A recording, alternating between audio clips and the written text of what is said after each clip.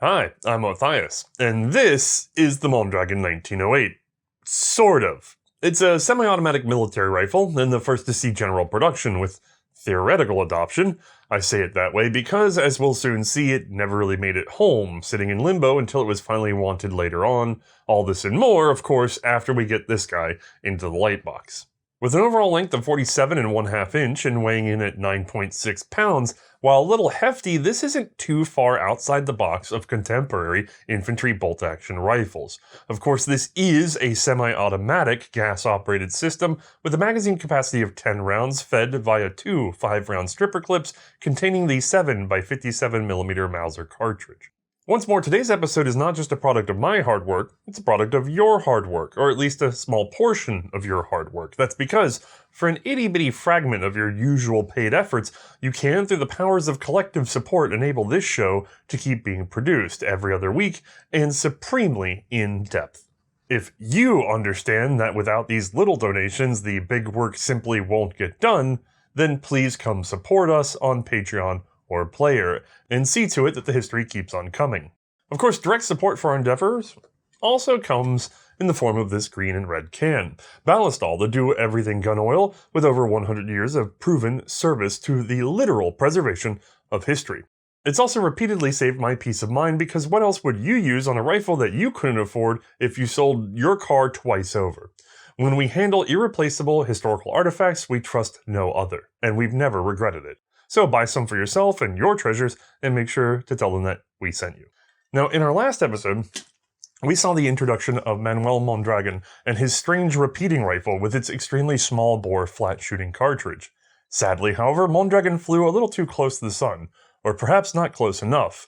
Regardless, his inventive mind moved on to semi-automatic ideas. But the Mexican army had been patient enough and opted to make a conservative upgrade, taking on the excellent Mauser 1893 in 1897.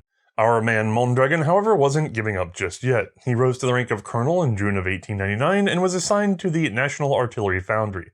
This may have been related to his development the following year of a new artillery piece. Another evolution of his prior mountain gun, now a more significant 75mm, effectively a simplified French 75. The deal to purchase these from Mexico, however, would not be signed until 1902.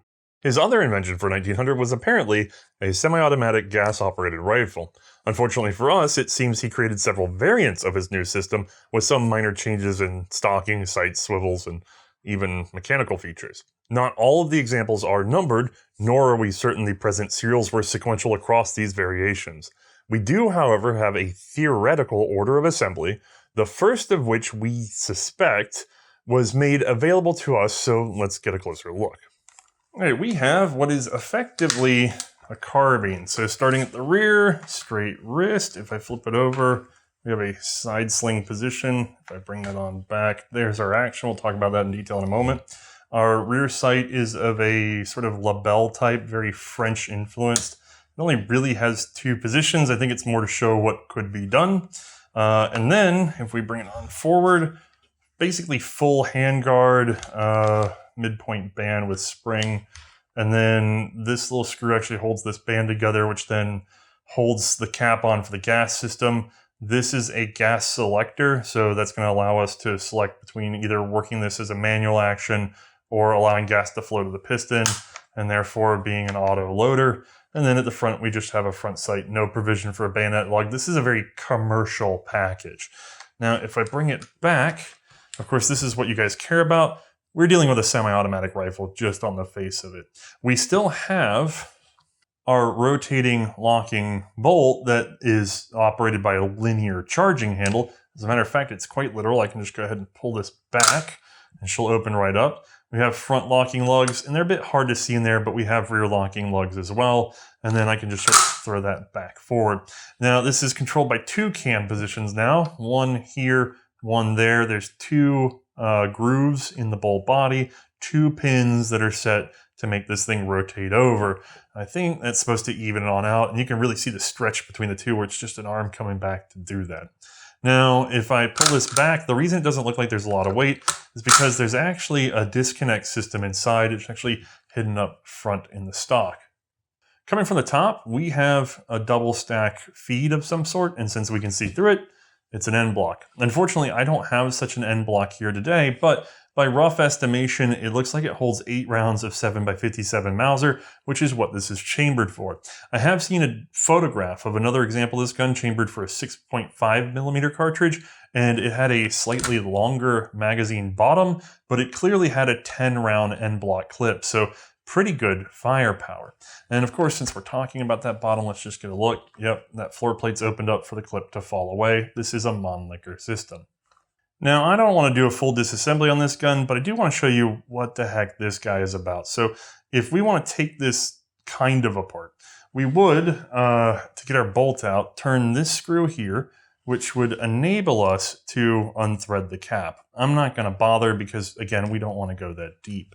But in order to get the bolt free of that whole assembly we saw at the front just a moment ago, you simply just pull this guy out. Once you do, this little cross key is gone and we can just open her up. We've disconnected from our rod and therefore the whole bolt assembly could come out the back of the gun. Again, not really the detail we want from this particular piece because we're going to see things change a little rapidly. With the gun apart, we can see the relationship up here, and it's gonna go away. This doesn't stick around, but I think it's ingenious, and I thought you guys would want to see it, because we have 2 soft hooks interacting. This one's spring-loaded, and it's attached to our gas piston, and essentially what is our op rod is got a matching hook. If we pull in battery, they just separate. Plenty of room to do that. The reason they can separate is because over on this side, there's a gap in this supporting rail. Notice right here, there's a big shoulder. Down here, there's a little shoulder. And when we open her up, this hook wants to go in at the front. Plenty of room to do that. Pops out at this side. If we were just a little bit back, which unfortunately I can't get the muscle strength up to do, grabbing onto this with my little pincy fingers. But if this whole thing were back, just imagine that even a little bit, then this guy is not going to be able to move, and therefore the both of them will be locked together. A good reason you might want this is if you have a round that doesn't quite pick up or go into battery, you want to be able to whip back and recharge again. So anything short of in battery allows the charging handle to stay attached to the piston once you're safely in battery and therefore presumably able to fire the gun. Then if you just want to clear the action or work it blind, you can just go ahead and pull on the charging handle. With the trigger group out of the gun, we have a big coil mainspring, a rounded hammerhead, and of course our safety. If I flip this over, we'll see that actually when we go to fire this, and I really don't want to have to do that, but if we pull the trigger, you can see it communicating up to this guy, who then has a flat spring powered disconnect mechanism. We're not going to go into detail there. We have other guns to get to that frankly abandon this for the most part. And then we have a tipping assembly that will release on the underside of the hammer and allow it to fall. If you want to set the safety, you just set her on back, and then she blocks that forward motion before it can really connect. Therefore, the gun can't go bang. So fairly simple, basically a trigger block safety intercepting that tab underneath. And just to cover the markings, we have the, Carabina Porfirio Diaz, Modelo number 3. So the model is number 3, and then 1900, which is in theory the date for this piece. We've seen other pieces marked number 3, 1900, and they have different chamberings or configurations slightly. So it's either a model 1900 or it's dated 1900, but it's definitely the model number 3. As for what the first 2 models are, I don't know. And clearly we're already trying to curry favor with the boss. Despite being offered in multiple calibers, for Mexico at least, significant investment had been made in purchasing the 7x57mm Mauser cartridge. There was no way Mexico was going to try to introduce a second major cartridge right after finally sorting out this entire mess. Now, a pair of automatics, one rifle and one carbine, soon followed. These have been dated from 1900 until 1903, which is when we know a set arrived in Mexico for testing. However, I've seen at least one rifle in this configuration documented in a French news article in 1902. Regardless of exactly when they appeared, this pair became the center of further attention and trials. As I said, these were conducted in France in 1902, though unfortunately detailed commentary is inaccessible. In the summer of 1903, the rifle and carbine were tested in the United Kingdom, though only for handling, loading, accuracy, all the light-duty stuff. Rust and dust testing were not permitted by Manuel Mondragon, who had still yet to deliver both of these pieces to Mexico. Once back home, they were tested with an emphasis on using an untrained shooter. They were found to be quite promising. Shortly after this display, Mondragon traveled to Iran, giving a presentation rifle to the Shah. Most reports were positive, though frankly they weren't receiving heavy use in the field. The British, however, always sensitive of the details, complained of an inconsistent trigger pull and some blurring of the rear sight. More importantly, however, the carbine had broken on them, with it failing to function automatically. Thankfully, the guns were designed to allow for manual repetition if the gas system failed, but it was found to be more difficult than a normal bolt-action rifle. Now, if you're curious about the rifle at this point, I will say Mondragon did file patent in the US in 1904. Notable features include the front and rear locking lugs, as on the previous straight-pull rifle. The double-stack en-bloc magazine system remained, powered by a simple Mauser-like flat spring. The automatic bolt handle disconnect remains. There is also an included manual release lever, again as found on the straight pull from before. Most importantly, however, is the gas system added to the rifle, wherein excess gas drives a piston or operating rod which connects to the bolt handle root. At the front, the gas disconnect valve is also clearly documented. Now nearly a decade old and having morphed many times over, Mondragon would, of course, have to eventually put the finishing touches on his service rifle. What emerged was this, a rifle we can retroactively call a pre-production model of 1908. Alright, we have a beautiful gas piston semi-automatic rifle, and it's actually quite shiny because, as you can tell, this one's been gussied up just a bit. We'll talk about those markings in just a moment. Starting at the front of the gun, though, this is a lot bulkier than the previous carbine we dealt with. It's actually kind of in a short rifle length, and we have our front sight post, driftable front sight, bayonet lug right on the barrel. This is actually pretty far out there in terms of support. I'm not sure how strong of an arrangement this is. If we bring it back, we have our front band, which is also a support and limiter for our gas system. It works the same way as the previous gun. It's just been bulked up quite a bit. We can rotate this over here, at which point the gun will be operated manually only, or we can flip it out and rotate it over to the other side, and that will operate with the gas system. Just to see all that a little bit closer, gas on, and then, actually here's better, gas off right about there. And again, we'll just work the bolt and we'll have to manually extract. So the bolt's not going to move at all in this position on its own. Now I'll put it back to gas operation. Right here is a takedown lever for the front assembly. We're actually going to look at that more a little bit later in the episode. If we bring it down, we have our mid-position band, which is frankly unremarkable on this particular gun. And then if we go further up, there's our rear sight. This is clearly an 1893 Mauser pattern, even just a one-side locking, all the way up to 2,000 meters. Actually, for some reason on this rifle, she doesn't want to quite drop all the way down, and I don't want to force it because this is an extremely nice pre-production prototype, essentially, gun. Looking at the action, this is the closest we're going to get to a true 1908 Porfirio Diaz rifle, because ultimately there's going to be some modifications fairly quickly. Now, when it goes to production, certain things like this dimension here are going to change somewhat. I'll try to show you some of that, but just know that overall, this is what Mexico requested, and this is how it worked. So, what have we got? We have a box magazine that is set with a hard floor plate now, and we have our trigger with a similar safety that just clicks over like we saw before, blocks that little bar in there, and therefore the gun can't fire. And up top, we have a pretty wild action. I can cycle this back and forth just to show you one time on the side, but let's get a better look. Ignore the glitz and glamour for just a moment. Let's look at the hard facts. We have a stripper clip guide for stripper clip loading. We have a notch for your thumb to drop into. So to do that, we would open up the action.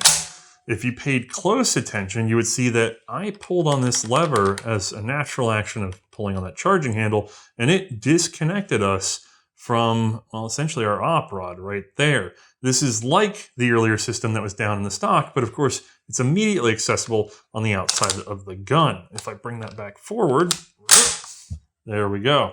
If you take a close look at the bolt, you're going to see, again, we have our camming surface. We have another camming surface in here, and we have a detent position. That is, once more, to prevent over-rotation of that bolt, just like we saw all the way back on our manual action. We have a very long overhead extractor. Of course, all those crazy locking lugs that we saw before. On this particular example, I'm not going to take it too far apart, but don't worry, folks. We're going to see all this again in just a moment as these rifles underwent further modification. The follower is fairly conventional, and it does not provide a lock open. None of the examples I have found do, and it would probably be quite a lot of force to try to stop it with the follower. And also, it's hard to see, but it doesn't really have full support at the front, so I imagine there'd be quite a bit of galling if you tried to ride this on through and slap it.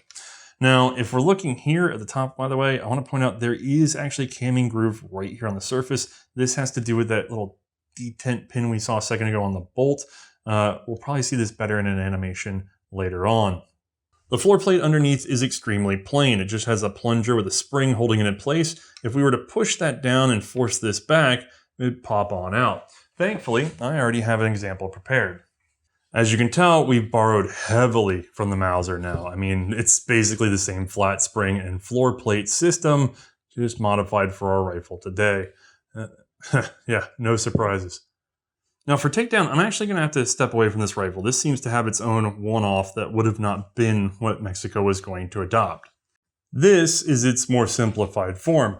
Depress, rotate until they align, and then we can pull that free. You can see a set of lugs holding together. And then of course from here, we could withdraw our bolt, but again, these early pre-production models probably don't need a full strip when I'm just about to take apart some much more common later models. Matter of fact, I have to hold that down to get that together. And just because we have it here, this gun was clearly a gift to someone very important because look at that beautiful gold inlay. But let's bring it on back and see who that might be for. Well, that would be for Alfonso XIII of Spain, and there's actually good reason for that we'll see in a moment. However, let's talk about this name up here. While we know it as the 1908 today, the official name at the time was the Porfirio Diaz Mondragon System Rifle, which was frankly a political appeal. President Diaz was something of a gun collector, and many small arms of this era in Mexico had his name proudly assigned to them. This was of course a means of hopefully eliciting more support. Following pre-production, we would of course see full production. At that time, several changes were made to increase reliability. These included shortening the charging handle assembly and modifying the end of that rod. A bipod was also fitted for stable fighting. However, other changes can be hard to pin down simply because we will soon see just about 100% of the rifles would later be modified again, so bear with some guesswork and we'll muddle through together. If we want to talk about this being the same as the Mexican production 1908, then this much, as you can see it, is good. If we bring it on down, it starts to go bad. You may notice that there's a little bit of a rise on these bands. At some point in its life, this was likely fitted for a bipod as an original production 1908 for Mexico. They were intended to have these very long, spindly pegs, almost like a show shop. They folded back along the stock all the way down up under this guy, the charging handle. Unfortunately, those have been removed from this gun, and almost all other examples by a later purchaser. So just keep in mind that Mexico would have wanted some sticks coming off of this guy. But otherwise, we're the same. Two-piece construction, more traditional style, lower of the wood stock, upper handguard. Let me bring it on back. Our sights are still of a Mauser variety. This has been clearly damaged and lost, but otherwise we're the same. The action is just the same as it was before. We're stripper clip fed, we have our thumb cut. Ignore this button here. It doesn't exist yet, but it will eventually.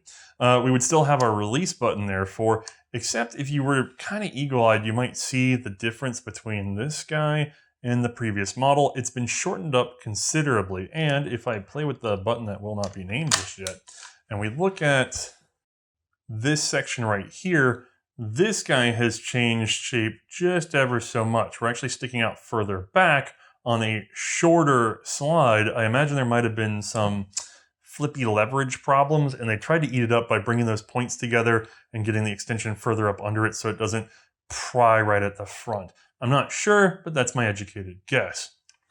This screw was added to make sure that you have to turn before you can press and turn. I guess this guy was shaking loose a little bit too easily. We have our markings on the bolt. This is the Fusil Porfirio Diaz Sistema Mondragon Model 1908, and then Fabrica de Armas de Neuhausen, Suiza. So written out in Spanish for your easy reading enjoyment. And of course, at the front of this, we would have a beautiful rendition of the Mexican crest. Isn't that lovely? This feature alone is very hard to find these days because Mexico didn't pay their bills, but we'll talk more about that in a moment. And then just in terms of minor details, I kind of forgot to mention, we're slung underneath both at the front and down at our straight wrist rear. We have a solid butt plate, no trap, a bit of a curvature at the back. This is still kind of inherited from our previous, all the way back to the 1894-93 models. And then, of course, we have a little bit of a tang up top. Now, there are some features I kind of want to talk about because they're a little confusing. Again, you have to ignore this button. It comes later. You have to ignore this guy. It comes later. And I'm sorry that I have to put it to you that way, guys, but I'm trying to tell the story in order. And these things shouldn't be here on a pure Mexican contract. And yet, to our eye, not a single Mexican contract rifle was delivered from the serial production. Just the pre-production seemed to have shown up. We're not 100% sure, though. But if we flip this over, I'll show you something interesting. Over time, a number of these pins start to appear that have been drilled through and either cotter pinned or staked in some way. On this particular gun, we have one here, but we do not have one back here at the wrist. And yet later, that's going to be staked as well. So it starts to really make us wonder who started to really keep these screws from rotating, because the gun was probably shaking itself apart. It's worth noting at this time, all the examples we've seen of these rifles that are not clearly pre-production with other, minor metal changes have a 20 millimeter shorter barrel and 20 millimeter shorter butt than the two known pre-production models in our hands. It looks like they were probably shortened up for Mexico because, frankly, the length of pull on the original rifle was just way too big for their native population. Now, once again, we can't see all of this at play from the outside of the rifle, nor with it pulled apart. So Bruno has taken on much trial and tribulation to accurately represent the gun in 3 dimensions. The Mondragon is a charger-loading semi-automatic rifle. However, it does not have a lock open. Instead, the bolt is connected to the reciprocating gas piston via this charging handle assembly. A release lever is set inside the leading edge of the handle. It is powered by its own spring, which keeps it hooked over a stud on the gas piston. So, when we go to pull the action open, it automatically disconnects from the piston. This means the bolt is no longer under the influence of any spring pressure and can be simply left open for loading. From here, we simply charge the rifle with 2 5-round stripper clips. Our lowest cartridge, of course, rides on top of the follower, which is powered by its own folded flat spring. These 2 parts only do one thing: press our cartridges back upwards into the path of the bolt. With the magazine loaded, we just have to push forward on our bolt handle to drive the first round into battery. As we do so, the release lever snaps back over the lug on the gas piston extension. Overall, this is a hammer-fired, rotating bolt, long-stroke gas piston rifle. But let's get into the specifics. Advanced for its time, the Mondragon uses a fairly simple gas piston setup. A long coil spring keeps the piston pressed forward up against a small expansion chamber, which also provides room for the gas cutoff. The cutoff is manually operated by the user. Rotating the lever causes a drum to either block the gas port in the barrel or allow it to flow towards the piston. When the rifle is fired, the bullet travels down the barrel. Some of the expanding gases from behind the bullet bleed into the gas hole and drive the piston head rearward, compressing its long coil spring while also driving the charging handle assembly rearward as well. Once the pressure drops, the piston is driven back forward by its spring. Our charging handle assembly actually serves several purposes. Yes, it provides a bolt handle and connects our bolt to the gas piston, but it also acts as a carrier for the bolt. The assembly is set over a rail milled into the right side of the receiver. During operation of the rifle, it can only move along this linear path. The assembly body features a pair of fixed angular lugs, almost like studs. These fit into a pair of matching diagonal grooves in the bolt body. Presently, our bolt is in the locked position, very locked as we have 8 lugs. Each is quite small, but they are arranged in 2 sets of 4, one set at the front and one set at the rear. Each lug meets an abutment in the receiver, so long as they are turned just so. Because the lugs are narrow, it does not take very much rotation to free them from being locked in place. Looking at our camming lugs again, when the rifle is fired, the bolt cannot travel rearward at first, so the charging handle moves backwards without it. The camming lugs, however, put pressure on the grooves in the bolt body, causing it to rotate until the locking lugs are clear, allowing the bolt to now follow the charging handle assembly rearward. On the spring-loaded return stroke, the bolt picks up a fresh round and drives it into the chamber. Once halted by this collision, the bolt is rotated into lock by the still traveling charging handle assembly. Ignition is provided by a floating firing pin. Simply smack it with a hammer, and the primer is detonated. The rifle cannot fire out of battery thanks to this ring around the firing pin. If the rear camming pin is not all the way forward, the firing pin cannot advance enough to strike a primer. This same interaction means the firing pin is always withdrawn when the bolt is cycled. The hammer is powered by its own coil spring, which is wrapped around a long hammer strut that also sports a sear notch. The sear is hinged overhead and powered by its own coil spring. It does not make direct contact with the trigger. Instead, a combination disconnect and dog is hinged off the sear, and is also powered by its own coil spring. The trigger, you might imagine, is also powered by its own coil spring. At its rear is a projection to meet the disconnect. It's worth noting both this surface and that of the disconnect are shaped to provide a notch-and-tooth detent position, about 3/4 of the way through the pull. This provides a sort of two-stage trigger feel and a smooth final pull. When we pull the trigger, the disconnect is tipped into the sear, which in turn tips to release the hammer strut. At the same time, the disconnect slips off the back of the trigger, and the sear spring drives the whole assembly down. This keeps the sear disconnected from the trigger until the gun cycles fully and the trigger is released. The manual safety is quite simple. Just flip the switch back to cover the front of the trigger and prevent it from dropping. Now the trigger cannot be pulled. At the rear of the receiver, fitted inside the disassembly cap, is a stout buffer spring. This is meant to cushion the last bit of travel for the bolt body. The extractor is a simple claw type, which draws the spent casing from the chamber. The ejector is fitted behind the magazine, and, surprise, has its own coil spring. In battery, it is pressed down by the bolt body. However, at the end of travel, it springs up to kick the casing from the action. Take note, there is no bolt hold open. The action closes even after the last round. And that's everything, folks. Let's get it back to Othais. Do not worry, there will be a live fire demo in this episode. Unfortunately, as you can tell, we did not have a pure 1908 on hand, so just be patient a little while longer. Negotiations for the purchase of the Mondragon Rifle began in May of 1908. This was handled by Luis Camacho, the Mexican financial agent in London. It was held with, SIG. An initial agreement was signed with Mondragon on hand on May 19th, though it was amended for price the next day. 4,000 rifles were ordered along with their accessories for a whopping 699,999 Swiss franc. This sum was to be paid in 3 installments, one a year until 1910. Just to make this clear, converting for pesos, the Mondragon was going to cost Mexico 412.80 pesos per rifle, whereas the Mauser, now the model 1902, a version of the 1898, was 125.4. That's very expensive.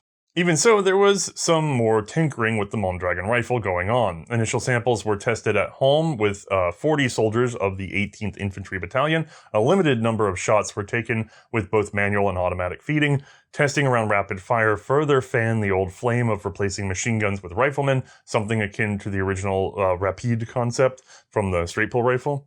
This time, however, it was decided that 500 of the rifles now on contract to be manufactured should be produced with a fully automatic fire mode as a user option.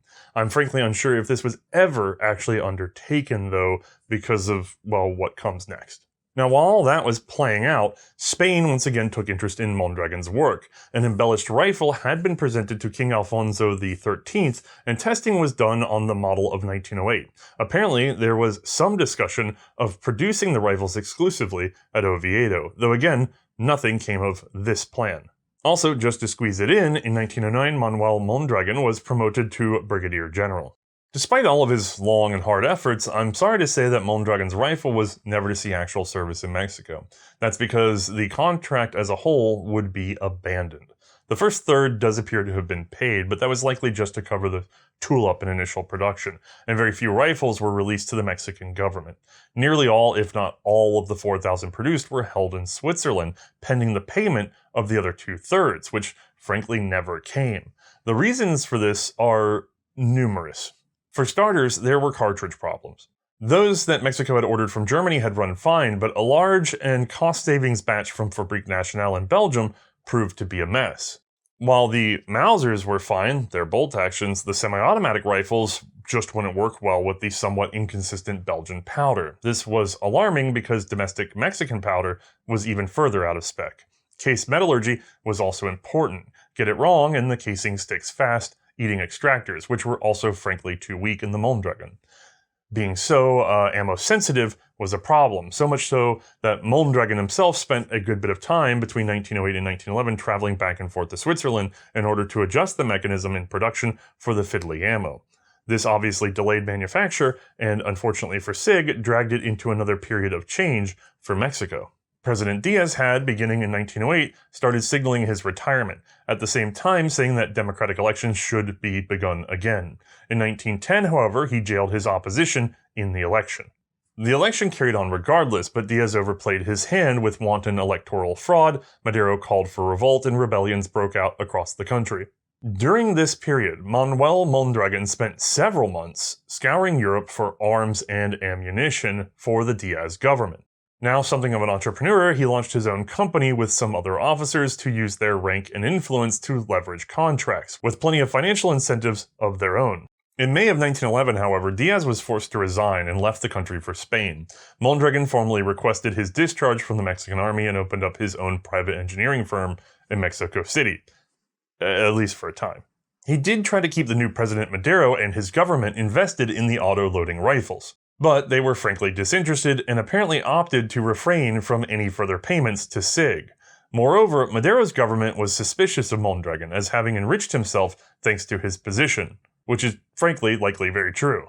This conflict would actually prove to be fatal, as in February of 1913, General Mondragon kicked off a coup against Madero and his government. Without going into too much detail, he led both loyal officers and cadets of the military school at Tlalpan to join him in revolt. On February 9th, they entered Mexico City and secured the release of General Felix Diaz. Imprisoned for his 1912 revolt, he was nephew to the deposed Porfirio Diaz. Following his liberation, the rebels went on to free General Reyes, who was then actually killed during an assault on the National Palace. From here, things obviously spiraled. Mexican forces were split on loyalty. The rebels seized the capital's armory and began bombarding the palace. The army, of course, fought back. The matter became known as the 10 Days of Tragedy. Madero's government, however, couldn't withstand the betrayal of General Victoriano Huerta, who had been a loose ally at best since the start. Huerta would go on to install himself as the president. Madero and his VP were killed. Mondragon was promoted for his efforts to the Secretary of War. He managed to keep this position for just 4 months. Unfortunately, he was an engineer and not a tactician. With the country again erupting into rebellion, he was unable to organize the federal army effectively, so he was replaced. Now, the last guy who snubbed Mondragon just died horribly, so the new president wasn't too keen on letting him stay close at hand. He was appointed as an envoy to Europe in order to procure more war materials.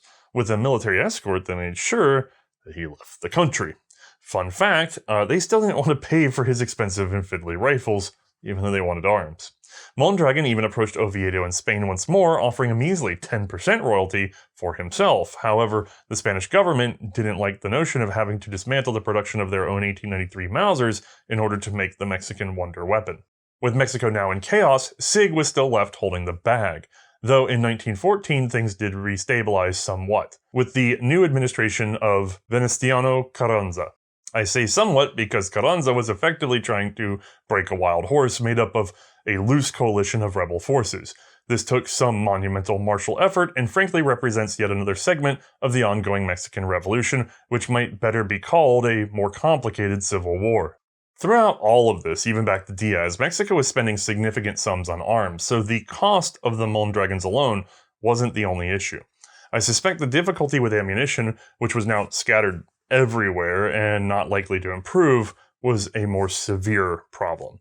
All of that aside, there were some overtures in 1915, clear preparations to complete the transaction, with even a representative of the government appointed to the task. However, what became of it is presently unknown, as it clearly evaporated into the ether.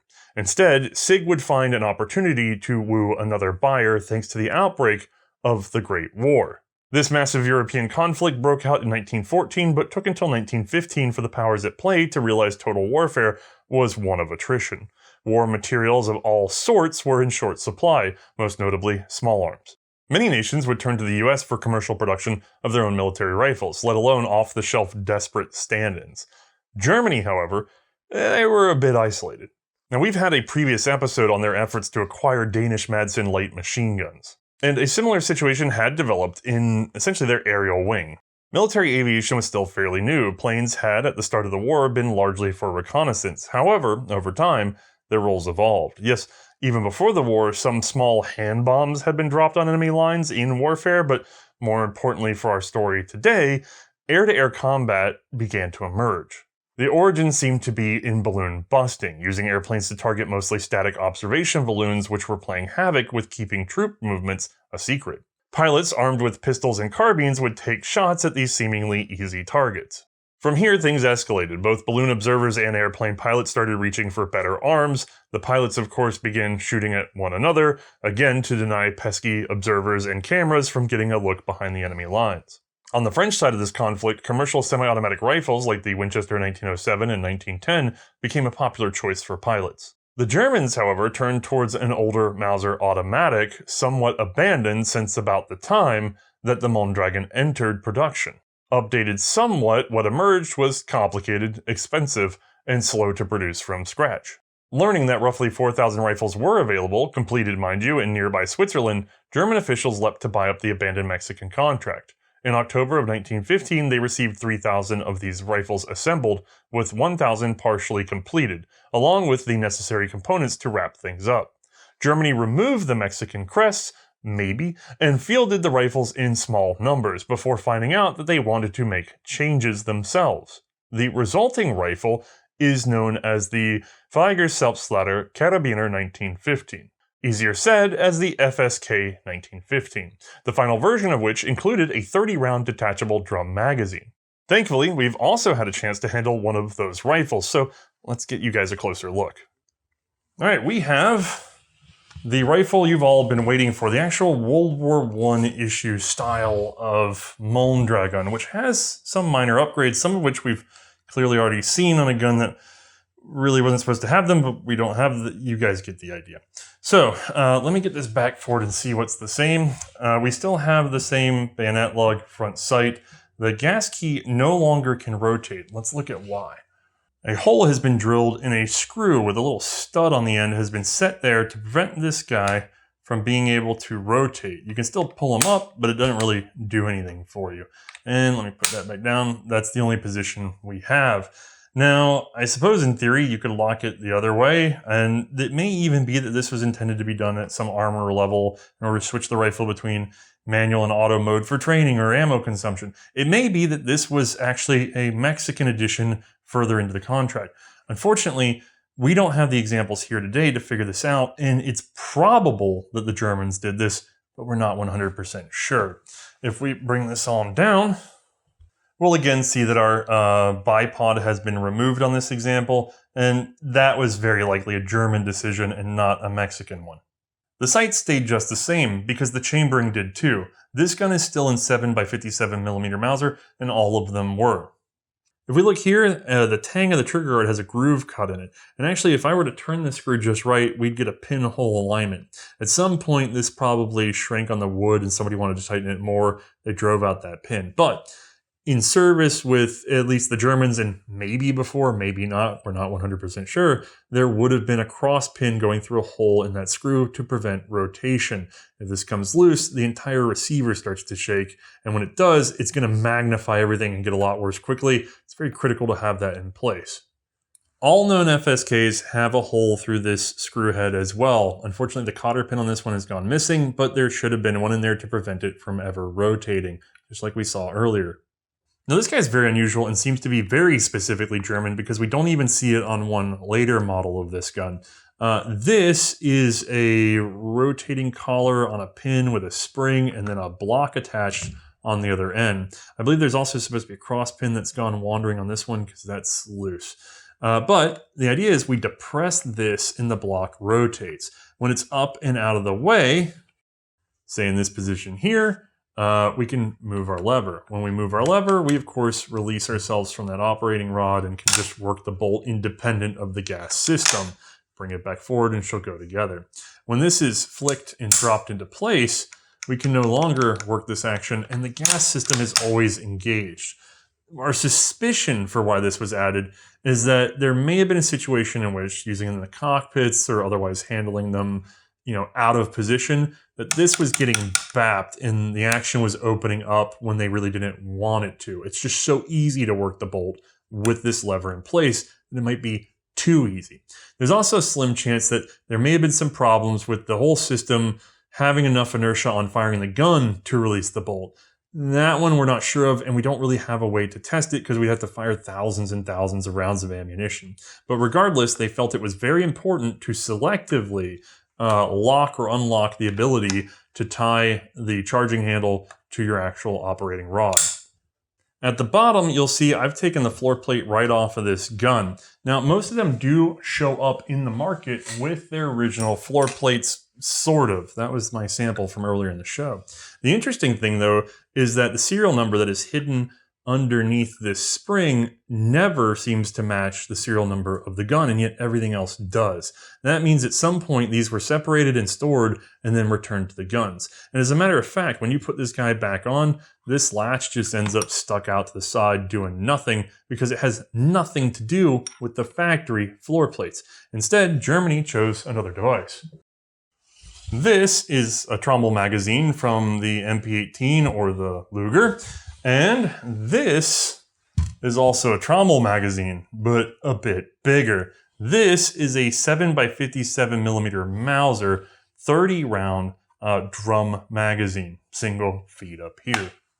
If we look at the back, it works just the same as the one from the Luger. We fold out a control arm, we whip this guy around, you can hear a grindy old spring in there, and it's quite strong, but not quite as bad as the little 9mm.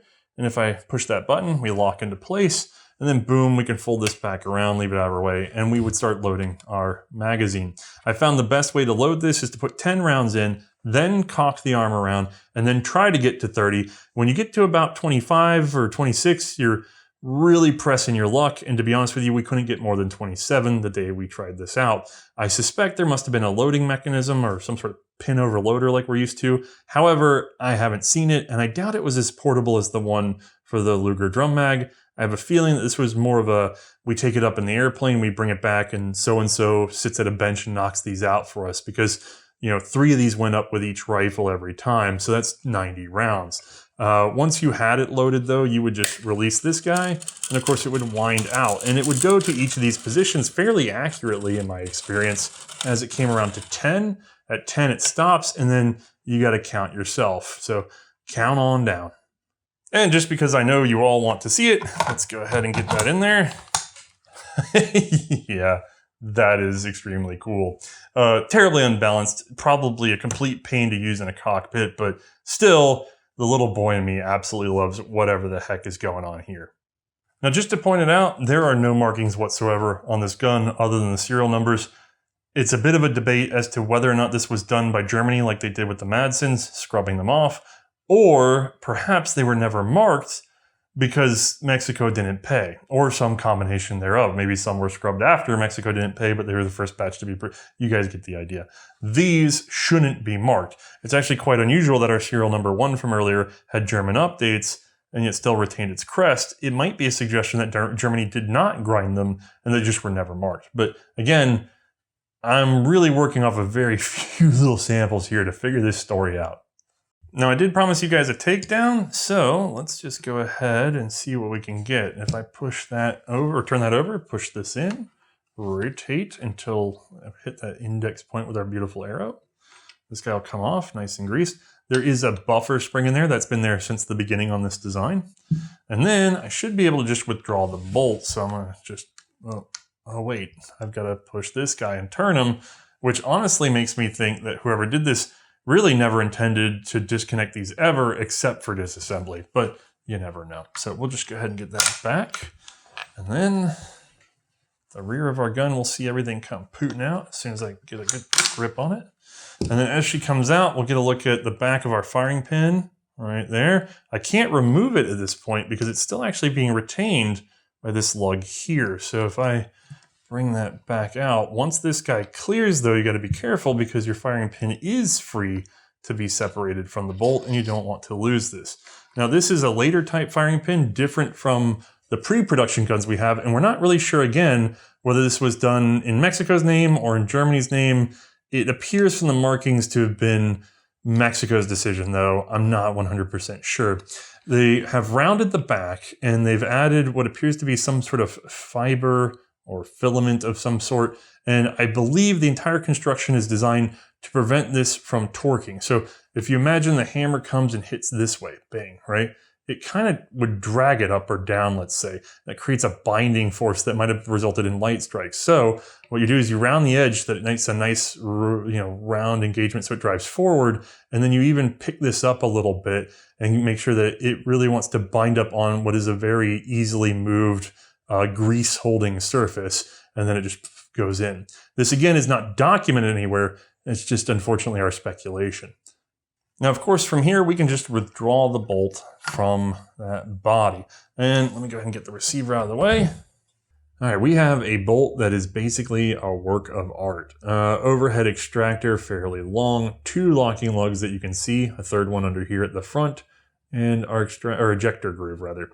On the sides here, we have our 2 camming pathways, and then we have our one, let's call it a detent position or lock position that prevents rotation when out of battery.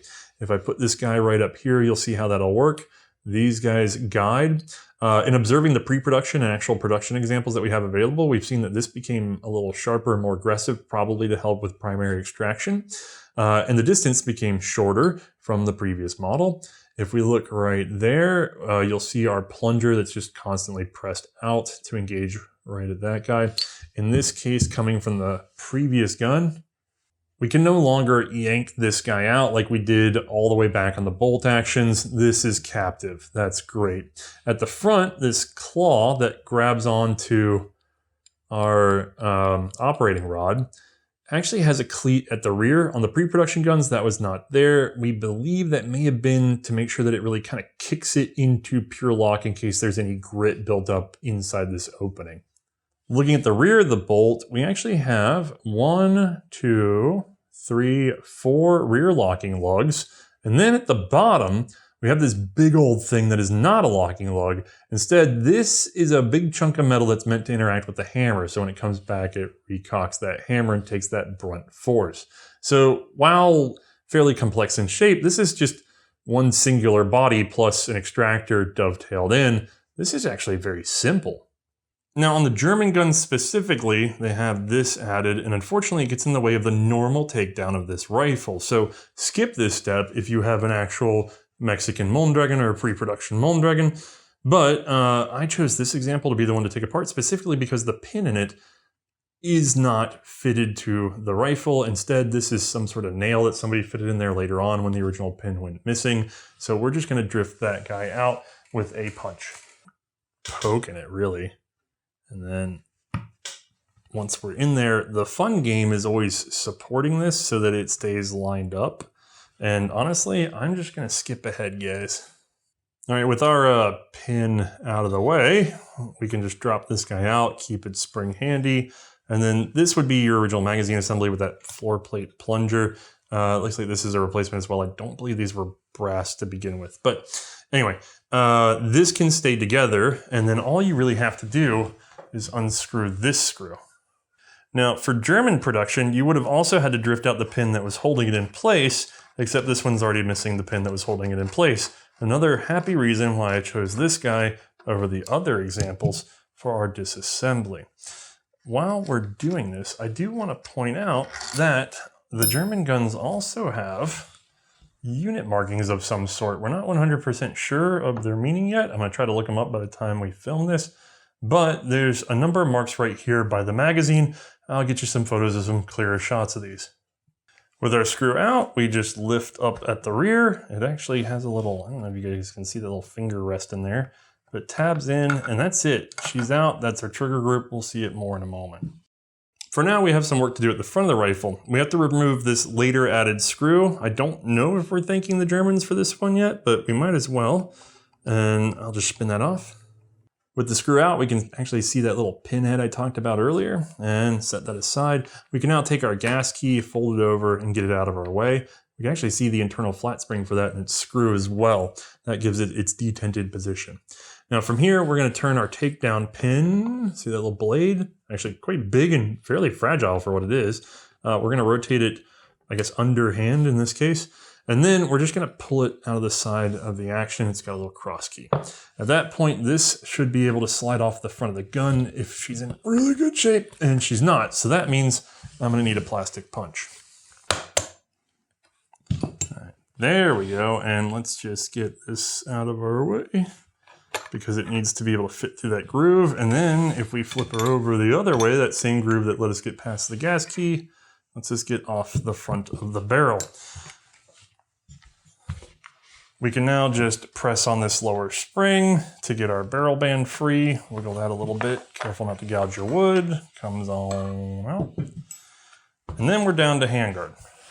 Lift up the rear sight. Lift up the handguard. Move it forward carefully out of the dovetail all the way down here. Bring this up. Then rotate. And we're free. Handguard is clear.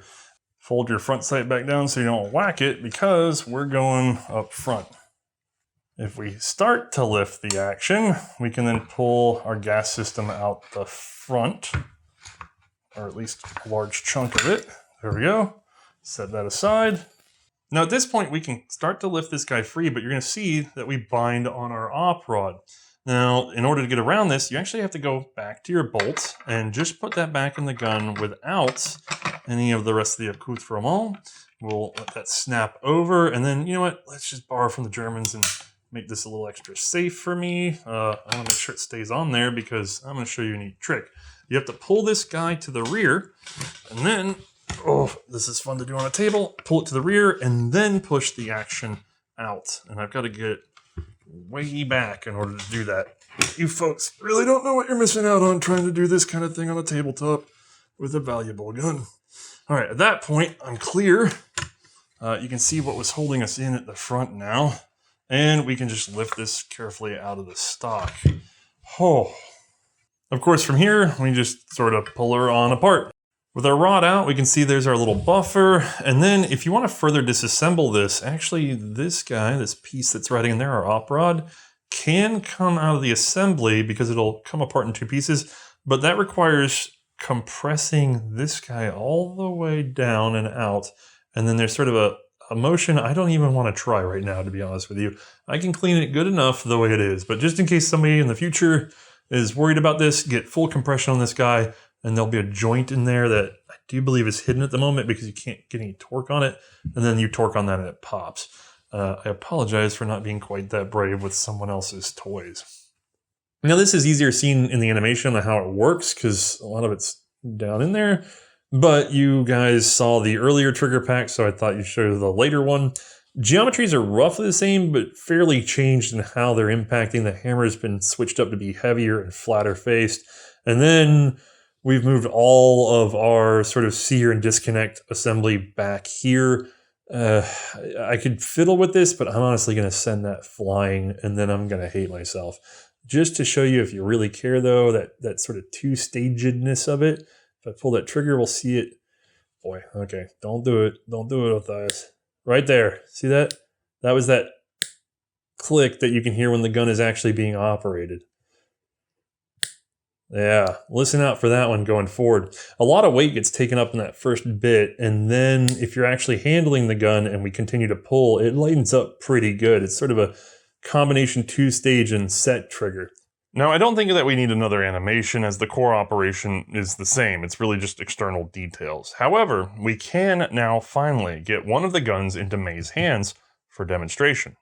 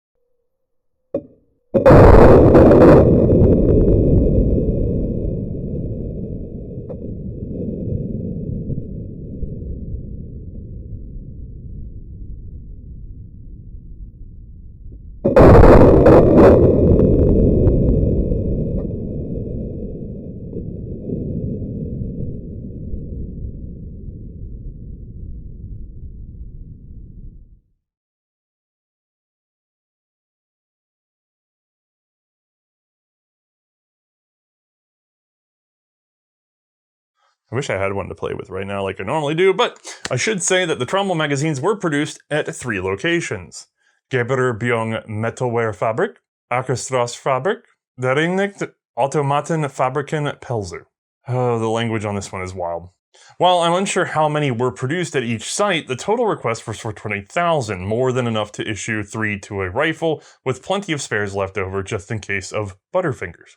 Unfortunately for Germany, they ran into the same problems as the Mexican government had with the Mondragon Rifle.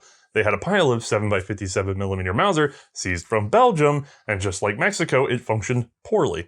So they had to make their own, which did better but didn't resolve all of the issues. Accuracy was felt to be poor, German powder abused the gas system, extractors failed too often, the magazines were sometimes too slow to feed, and rifles failed to return to battery. The issues were enough that the rifles were carried 2 at a time in case one jammed or broke. Even so, they were replaced as fast as possible with available machine guns. From there, plans were made to issue them to field artillery, but those seem to have been abandoned. Their final disposition is frankly unknown to me, though I will say the artillery angle might explain why these rifles regularly turn up with their original floor plates despite German modifications. From the examples we reviewed, by the way, these plates no longer match their rifles. Clearly they were slapped back on without regard to the serials buried under the follower spring. Now strangely, this is not quite the end of our story, as another country took up the same idea as Germany.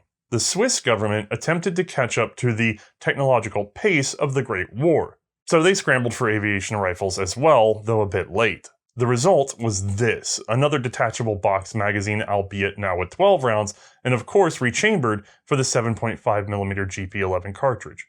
Authors vary on whether just 40 or upwards of 100 were produced. Fun fact, we did actually get to handle one of these beauties. Oh, this looks familiar. As a matter of fact, starting at the front, we have the quote-unquote German style of gas deletion where it's locked into auto only. Takedown's all the same. We've deleted our bands, but actually, unlike the Germans, The Swiss guns seem to have barrel bands that were not taken from the bipod, or at least don't have those large ridges that I assume were reinforcements for the bipod. This looks more like the pre-production barrel bands. The sights are exactly the same, which is actually very surprising because this gun was rechambered for 7.5 GP11. So this is the only example of a Mondragon in terms of military pattern that is not in 7mm Mauser. The Germans did not convert theirs. The Swiss guns seem to lack that bolt upgrade, the lockout that the Germans put on there, and yet they do have other features. So if I flip this over, sure enough, we have a cotter pinned pin, and if we go to the rear wrist, yeah, that's pinned as well. Externally, what stands out on a Swiss is this box magazine, which is detachable and holds 12 rounds of 7.5 Swiss, with some indicators really only at the bottom, but of course that's all that's visible from outside the gun. Let me just go ahead and set that back in. This does not work in the same way as the German system. I actually like this a lot better because instead of having to build out a whole thing around here, they reuse this plunger section from the original Mag 4 plate. Now, of course, this means you can't just use an original floor plate, but why would the Germans care about that? It seems like they had set them aside. It's a whole mess. Their system actually just provides a solid latch, and then the spring is on the magazine. Now, that might say, oh, you're making your magazines more complicated. This is still a lot simpler than that 30-round big trommel drum. And I'd even argue something like this would be better than the trommel, even though it's just 12 rounds, because you can cycle through these a lot faster. They're a lot less fiddly. It's certainly a lot easier to reload. The spring is actually fairly soft and it feeds well. It of course is single stack, even though the original gun was double, because we have to have that thickness of the magazine well taken up. Fun fact on the German gun that we covered earlier that this gets around is not only the fact that you don't have to drift anything off to do a standard takedown, but also we found that when we went to reassemble the German gun, the spring and plunger for what would have been this plunger here, they actually got in the way of setting this guy back in and had their pin had to be drifted out as well and dropped out in order to reassemble. So you're adding a lot of complexity to your disassembly and reassembly just by attaching that outer yoke versus doing it this way. This is honestly sublime. Now, just before somebody asks, yeah, the Swiss did have a stripper clip that they barely used. And no, this doesn't appear to have been modified for that use. It's probably just superfluous on this rifle. If I open this guy up, and by the way, I didn't mention this before, but the fact that you can disconnect this from, our whole gas piston assembly and that spring forward is basically the only reason you can stripper clip feed these guns. You have to be able to release it to use a stripper clip. Not that the Germans minded, they were using their trommel mags, and the Swiss seem to have been using these guys. But just to show it, this guy fits a standard Mauser nice and tight, and therefore probably didn't see any use by Swiss Aviation. They probably just kept loading these guys up. Looking at the other side of the gun, we have two brackets. They're actually hangers. It's a little hard to tell this angle. I'll show it a bit better in a second, but they are hollow through here. These allow you to hang a brass catcher. Unfortunately, we don't have that example here today, but you can imagine it's a big baskety thing off to the side that loops over the top and catches all your spent brass to prevent it from fouling up your airplane or your clothing or whatever else you don't want hot casings dumping onto while you're flying around in the sky. Just to get a better look at one of those brackets, they both look like this, just a little sleeve slot so that you can drop in and I assume clip on. Given that this was the only Mondragon autoloader not in 7mm Mauser to see service, we of course had to shoot it.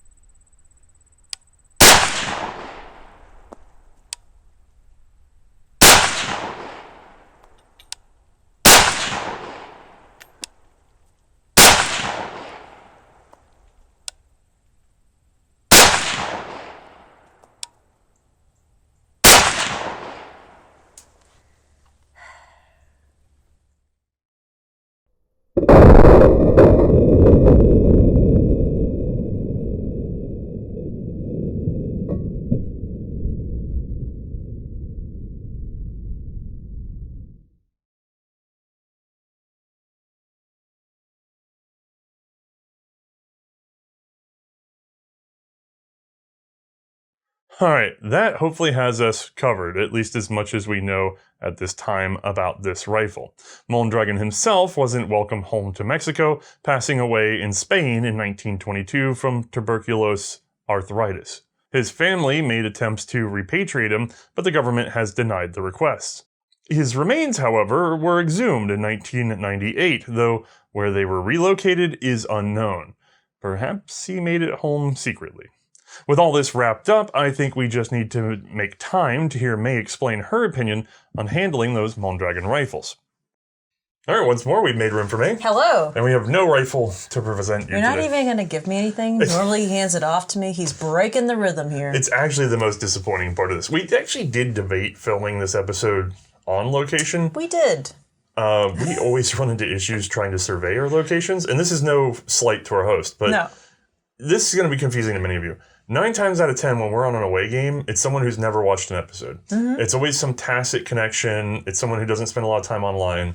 And so even though we had 2 days on site, I kind of knew not to try it.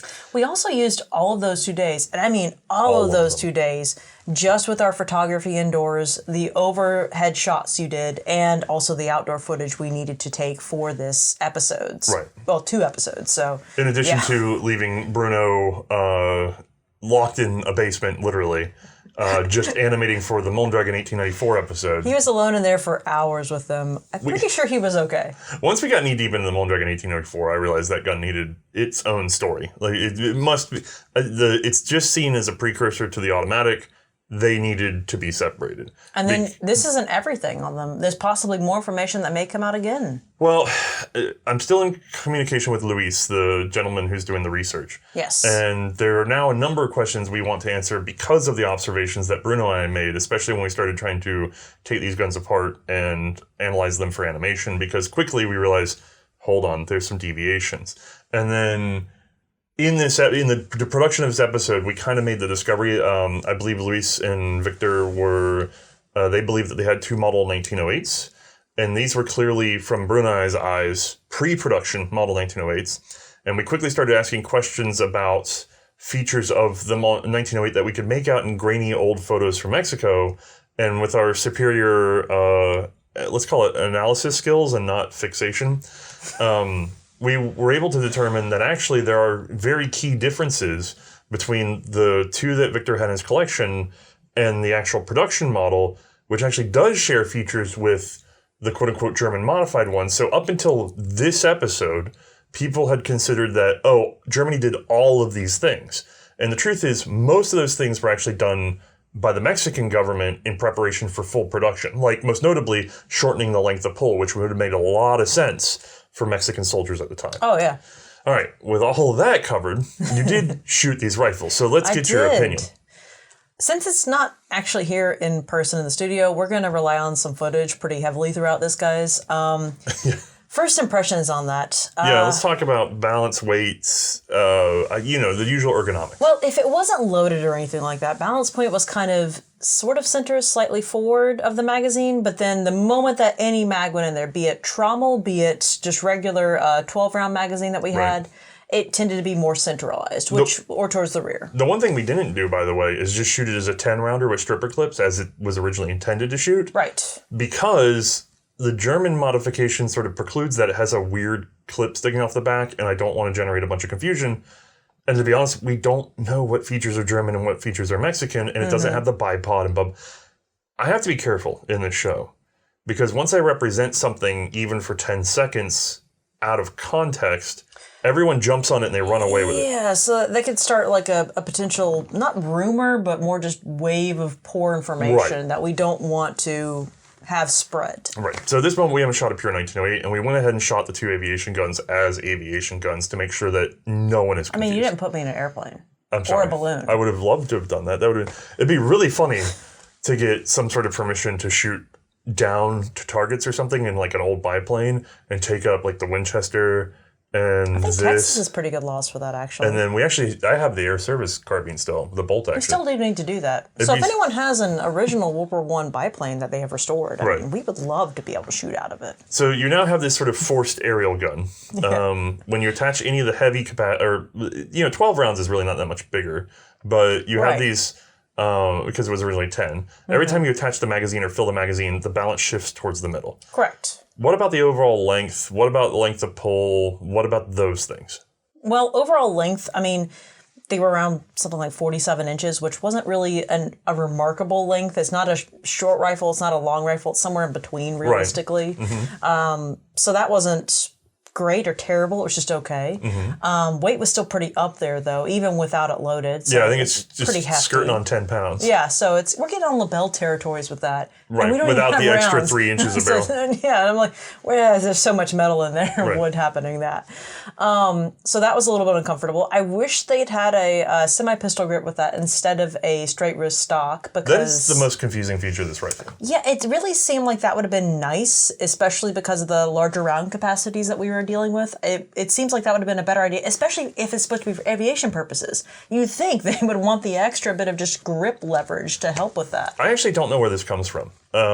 It's very confusing to me, especially because the reason for a straight wrist is usually a combination of it being more inexpensive because you can use narrower cuts of wood. Well, let's see here. The Mondragon was super cheap, right? Yeah, the Japanese solved this problem, anyway. Right. But then you have this other thing of, like, on old single-shot rifles and on sporting shotguns, sometimes people want straight wrist, up, down. up, down. Right. Totally get that. But that's not, this is a semi-automatic. Right, it stays up. You really want, especially on a semi-automatic, you really want to pull it in. It goes down for reload, but if it's 30 rounds or 12 rounds, this is going to be a hot sec. Right. Then you also have this thing where they put a bipod on it. Right. And so, and I believe, I don't know for sure, because the order of operations is a little weird. I think the bipod existed before they finally decided on fully automatic, but a lot of this is kind of lost in blips of communication. But there was an attempt to have 500 of them made fully automatic, which, to my knowledge, never happened. We have seen no signs of special sears or anything in these guns. Sure. And as a matter of fact, we know that 1,000 were unassembled at the time the Germans bought them, so I have a feeling that that was being left for last. And never got done. Were the aviation ones supposed to have bipods as well? Or were they specifically meant to... So they actually, you can weird. see where the bipods were, because it's the quote-unquote reinforcement that's on the barrel band. Okay. And it's where they ground off the bipods, and those reinforcements were actually the thickening for where they had the bipod originally. Sure. They specifically removed them because they were just in the way. But if you think about a gun and you set it down as a bipod and you get behind it, you're really gonna want to pull in. Right. Especially if it hinges forward like that one. So, now, we haven't handled one, but it should be a hinge-forward limited travel bipod of some sort.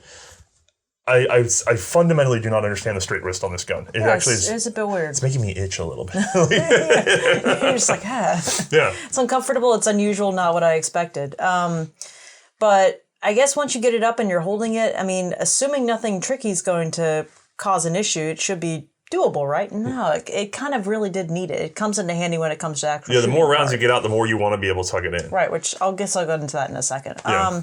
And then on the lengthless pull. Now, I handled the pre-production 1908, which that gun was a perfect length of pull for me. A 6'1" Western man, you know what I mean? Like, this is not clearly built to Swiss specifications at that time. Like, you're not going to find 6'1" guerrilla armed men everywhere you go in that era, especially they were not well fed if they were. Yeah, not in Mexico, especially not in Mexico. No. So clearly they need to shorten that up, and that did happen, and I really suspect that was done for the Mexican contract. At which point that gun tucked in feels like an Italian Carcano to me. How did you feel with it? Did you notice it was awkward to get to the trigger, or was it actually just fine?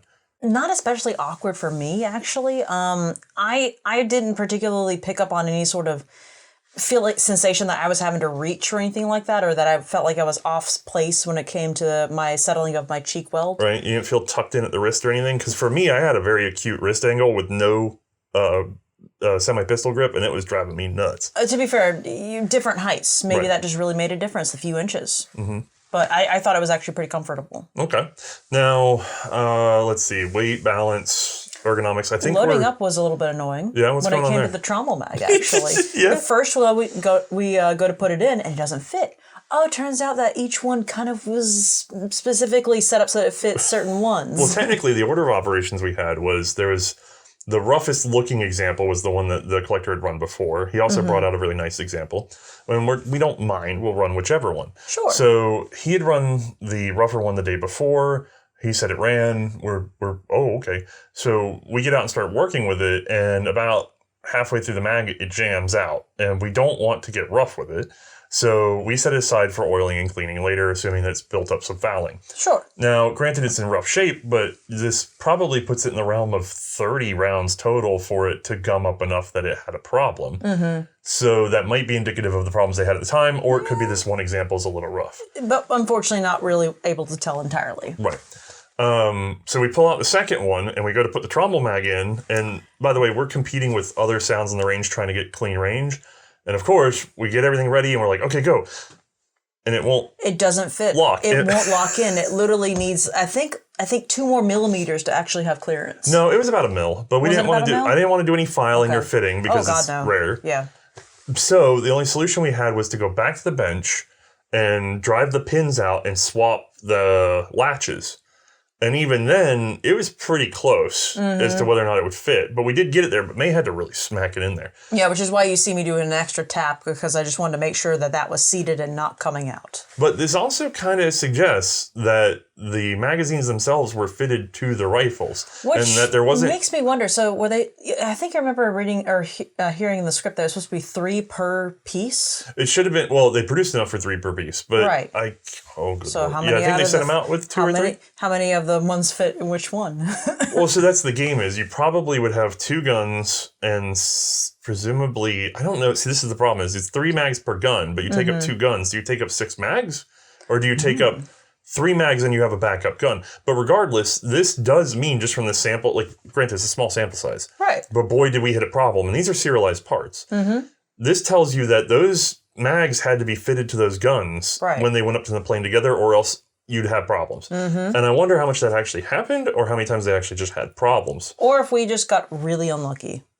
I don't know. It's interesting. I didn't have the time to, we're trying to do everything. It'd be interesting to take that mag and try to shove it into all of the ones that are available. Oh, I wish we'd been able to do that. I But didn't think about that. Again, this tells you this is a very bespoke modification to this rifle. Right. So, So popping it in otherwise when we got it to fit perfectly reasonable, charge it, good to go. How does the charging feel? Weirdly not that unusual. I thought I was going to feel more spring resistance, but surprisingly, not as bad as I expected. Right. I just basically tried to gorilla arm it for a second. I went, oh, okay. No, this actually flew. Yeah. Good. Now, granted, this gun was designed to let you release the charging handle from the operating rod. So there was a lever that allowed that to happen. The Germans deleted this. And I can think of several good reasons for this, but we don't... Confusion, basically, for the normal soldier? We don't have any on paper, but let's go through a couple, right? One is if you release the charging handle, when you load the magazine, you then have to push the charging handle back forward. And when you do that, you guys know when someone drives into battery, they don't always drive all the way into battery. They sometimes go a little easy at the very end. Right. And you can also get a number of feeding problems that way, double feeding and stuff, trying to figure that out. Sure. It's a huge mess. Number 2 is that you could have had the piston freezing up or seizing up, especially in cold temperatures or with intermittent fire and powder and everything like that. And by working the action, you guaranteed to break the piston free, the gas piston. So if you keep them attached, you work the gas piston means when you go to charge the gun, you know that the gas piston is working at that moment because you're sliding it around. Sure. And then number 3 is possibly that there was some sort of inertial problem in which the latch was releasing itself while the gun was being run. At which point, this locking block would keep you from ever releasing the latch. The problem with the locking block, which we actually did run into on occasion while trying to take these apart and put them back together, is that when you lock the latch, you can lock it in the wrong position. So in other words, you can unlock the latch, get it back, and then because the latch wants to fall into its spot, if it gets rotated... Yeah, if you rotate it by accident, it really just wants to settle in there. I did notice that. So a number of times, we would just let the latch settle because we don't want it sprung in the way. Sure. And then we go to put the gun back together or go to charge the gun. And we would forget that we then have to disengage the latch to get it over to re-enable the system and then lock it again. And it so naturally falls into place that it's kind of weird to take it out of its set position. Right. I get it. Yeah. And then, by the way, on assembly, the pre-production guns, this is something we didn't get to cover in this. The pre-production, but not the production guns, had a similar problem where you could only get the latch over the gas system at the exact right moment. Really? By holding the latch down when you put it into the gun.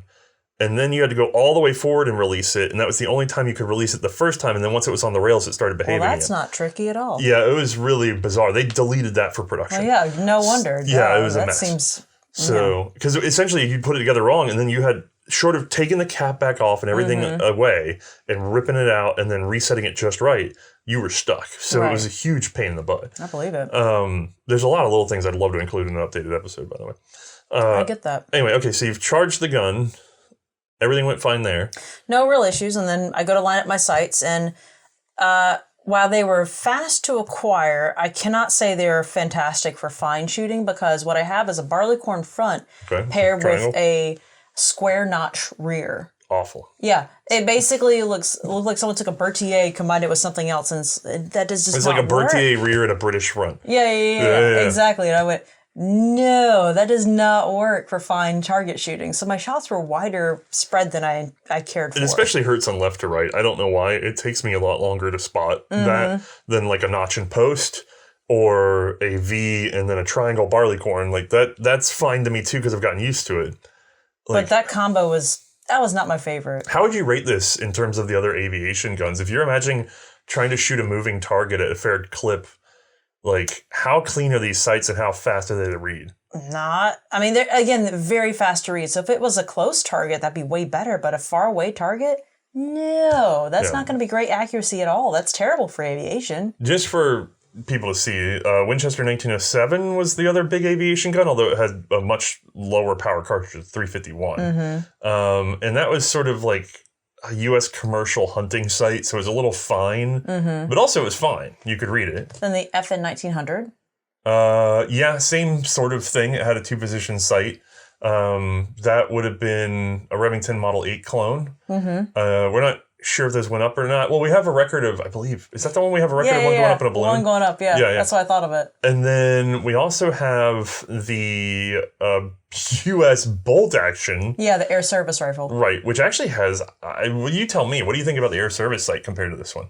You know, that one was fantastic, actually, because it basically gave you the option for fast acquisition and then really fine shooting. All you had to do is depending on where you're going to set the rear sight. I don't know if we said it at the time. That is the most American thing I've ever seen. I love that. They took that. a standard 1903 sight, stuck a screw in it so it couldn't be folded anymore, ground off the edges to make it into a buckhorn, and then just send it. Go shoot some guys. That's so American. Yeah. And it worked is the worst part. It's actually quite legible. I like that sight, but you and I like buckhorn sights. We're used to using them. And then next up, honestly, was the trigger with those. I did not care for the trigger on the Mondragons, on either of those that I shot. Yeah, you had no warning about that at first. Well, I kind of did and kind of didn't. The guys, our host, tried to warn me a little bit about them, and I went, I think I'd be okay. I mean, to be fair, if I shot the Colt 1902, realistically, nothing was really going to be ever that awful. 1902 revolver. Yes, the revolver, specifically. Yeah, no. Both fingers on trigger. Yeah. No, it was really awkward. Heavy first stage, which, by the way, that was not the same every time. Yeah, I'm sorry. That was weird. This is a two-stage trigger. Yeah, it's a two-stage trigger. So the first stage, heavy, not the same every time I went to go pull it, which was weird. And then a little tiny click would occur. Right. Which is and then the second stage. Yeah. And I went, what? And the second stage is... Also, yeah, well, I mean, it is clean. It is there, but it's still got some heft to it, too. Oh, yeah, you're still pulling. Yeah, I wouldn't say like it's a 1 ounce whatever trigger, but it's certainly the second stage, the final stage. Yes. Is way lighter than most military rifles. Right. But still, at that time, but still not what you'd call competition shooting today. No, definitely not. Right. I don't think I can get over that first stage though, and the fact that it did change every time I went to go shoot it a little bit. Like sometimes it'd be the same, sometimes it would be a little bit easier, sometimes it'd be a lot worse, and I was like, what is happening? Why is there a difference in these? Now, mechanically, I'm not sure the why of that, but we did note that was in the British report, and I It wonder... was? Yes. You didn't tell me about this? This was in the British testing report. What did you find out That it about had an this? inconsistent trigger pull. Because I would have liked to have known that. I'm not sure exactly when that particular two-stage trigger, which is actually kind of a hybrid set trigger, I'm not sure when it was introduced. I have to kind of... one day, again, we'll hopefully get all the data rearranged, because these are questions that we started asking right as we're producing this episode. But I have a suspicion they were trying to take care of the inconsistent pull and therefore create a 2-stage set trigger in which you pull up and click, and now you're in this sort of single action. That's the consistent part. Yeah, it's like you end up in a heavy, it's like a 2-stage in which stage 1 sets you into a heavy single action mode. Okay, so stage 1, you can get whatever you're going to get. Stage 2, after the click, same every time. Can't argue with that. To be fair, for fine shooting, it works. If you're panic shooting, you're not going to notice that much. I guess. And if you're trying to take a fine shot, you can pull up until you feel the click, and take your shot. Honestly, I started to get a little bit tired as I was pulling through that first stage when I had the 30 rounder. I wish we'd had that semi-pistol grip on that gun. That would have helped a little bit. It actually would. Because if you notice, I kind of changed my thumb grip a little bit as I kept going through, because I went, oh, this is starting to get, I kind of wish I had a little something extra. The gun's pulling you back and forth, and it's wiggling in your hands, and you're fighting this heavy trigger, and there's no way to anchor it other than to grip the wrist. I mean, that's a lot. It's uncomfortable. So not my favorite. And then the gun goes bang. Yeah, from there it's just recoil, which surprisingly on the 1915, the first one with the trommel, not that bad. Well, that's a heavy gun. Yeah, it brought a lot of the weight down, I can imagine. I didn't really notice too much of a climb on that one. 1917, though, there actually was more climb than I expected. However, actual impact on the shoulder kind of felt the same. Right. Like, I didn't feel much of a difference in the actual hit on my shoulder itself. Just the climb difference was something I noticed in the camera. Let's separate the two. And also behind them. Let's separate the two. Impact to the shoulder, perceived recoil. High, medium, low. Medium, maybe. Okay. Climb. Higher than I expected on the 1917, but otherwise on the 1915, kind of medium to low. Okay. I will say, in fairness, we fired 7mm Mauser, which I believe were priv loads, which are light.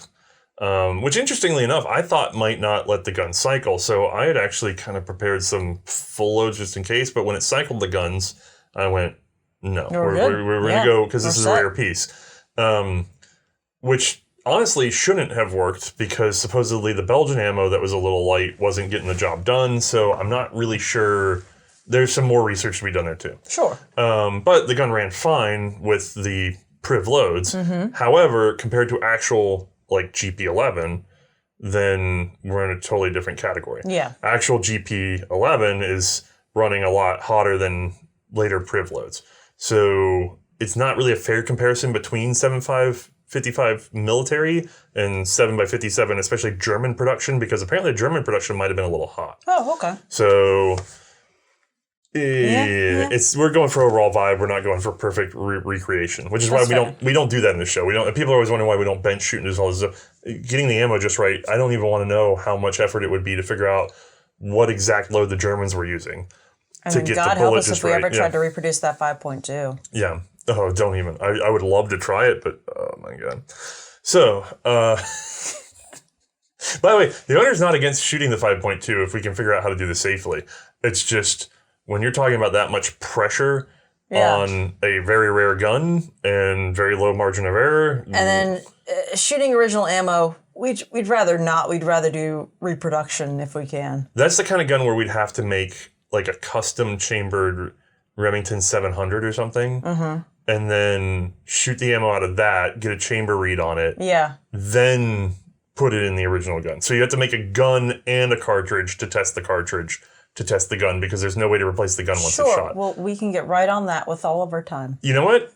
If we had, if everyone who watched this show chipped in for Patreon, we could afford to pay somebody to go do that. I guarantee you. There's enough of you guys watching that if all of you were patrons, I could definitely afford to do that, and I would. I absolutely would. I would pay a guy to wildcat a 5.2 millimeter Mondragon into like a Remington 700 or some other model. I already know one dude in particular who would absolutely jump on that. Oh yeah. I mean, easy. Not only that, once it was all said and done and we did the episode, we could probably just sell the barrels for the mod. So that, like, we're gonna bring back a whole new wildcat. Like, people, you guys really want a 5.2 millimeter, 650 meter point blank range. What is that? 2,900 feet per second? No, it was like 27 some odd. Like it was vicious. It was crazy. Oh my god, I want it. Anyway, we'll get there in a moment.